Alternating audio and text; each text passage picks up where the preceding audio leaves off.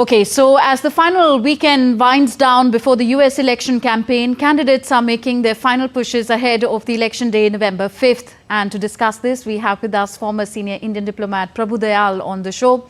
Welcome, sir, to the program. What would you say are Kamala Harris's strengths and weaknesses, and also Trump's strengths and weaknesses as presidential candidates of the United States? Well, first of all, thanks for having me on your show.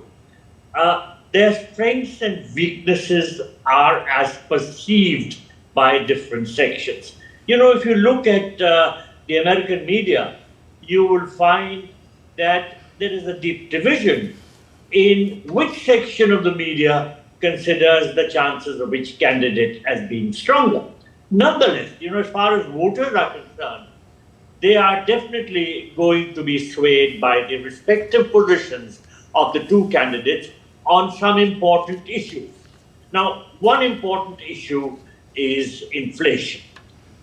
Most Americans are very concerned about the rising cost of living, and they are analyzing how each candidate would affect this particular issue.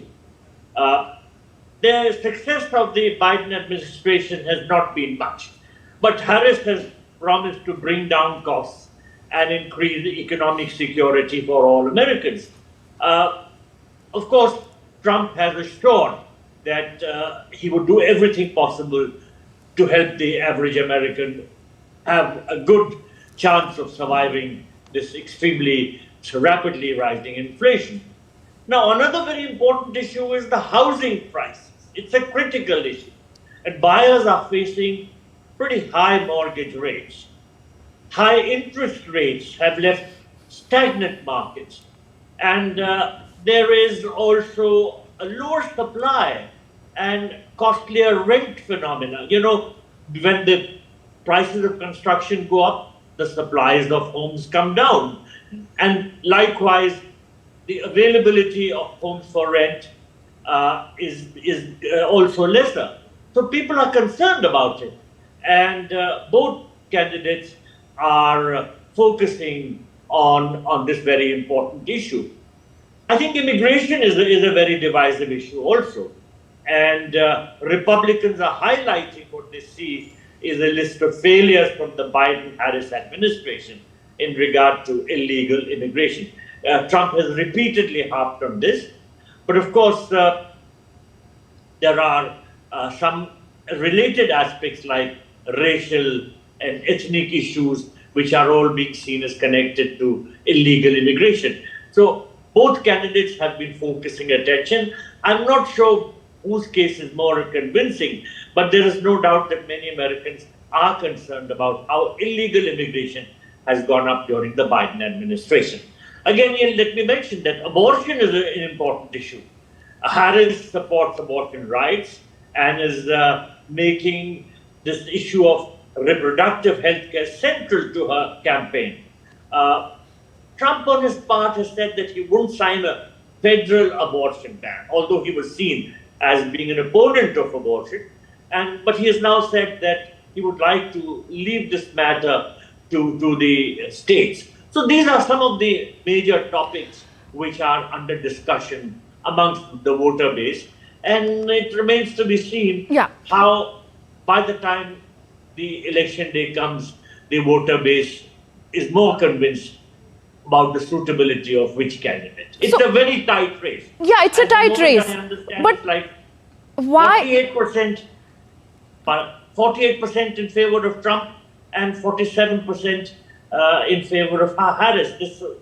This is according to some surveys, but some surveys put it as like 49% in favor of Harris and 47% in favor of Trump. So it's a very tight race, too close to call. But let me also mention that the popular vote doesn't really determine the outcome of the election. For example, in the last elections, rather in the 2020 election, Hillary Clinton, now I go back to the 2016 election, Hillary Clinton got a bigger share of the popular votes. But Donald Trump still became president. Because in the US system, the voter elects the electoral college members. And the electoral college is composed in a manner which most of our Indian viewers don't understand. Let me mention, the electoral college has got 538 members. And how are these members divided among the states? Each state gets the number of electoral votes as is its share in the US Congress. That is to say, the combined strength of its share in the US House of Representatives, plus you add 2, which is the share that each state has in the Senate. So large states, like for instance California, have 52 representatives in the House of Representatives. So they get a total of 54 because 2 are added on account of their representation in the Senate. Against, for instance, Texas, I think, has got 32. And then that adds up to a total of 34 for them. So likewise, for instance, Pennsylvania has 19 electoral college members. Georgia has 16. So that is how it's divided. Now, if a candidate wins a particular state, that is to say, if he gets the majority of votes in a particular state, then he gets all the electoral college votes in that particular state. Okay, coming to the election campaign of both Donald Trump and Kamala Harris. Kamala Harris has not made either her race or gender a major talking point in this election. Instead, she is focused on policy. Why do you think she's chosen such a stance?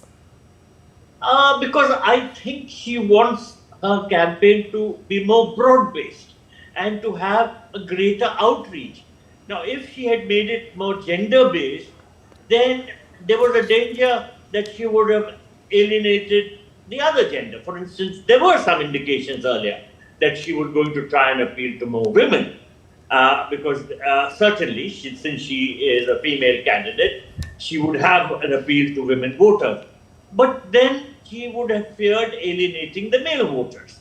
So very strategically, she stayed away from making her campaign gender-based.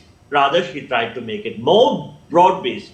And as I said, she focused on some of the major issues which are confronting American voters, such as inflation, on housing prices, immigration, abortion issues. So these are some things that she focused on, but of course Donald Trump also gave a lot of attention. Okay. And whosoever wins in the end, do you think claims of fraud will also likely to come up after the results are announced? Well, there is also this danger that the election results will not be accepted by one particular candidate, that is Donald Trump, because his supporters are already trying to announce that their candidate has won, and if the election announcements really don't go according to their liking, there is a likelihood, according to the American media, that there could be some incidents of violence. In fact, there is every possibility that the Trump camp will say that they have won the election even before the election results are announced. But then that is part of this particularly polarized election that we are witnessing in 2024.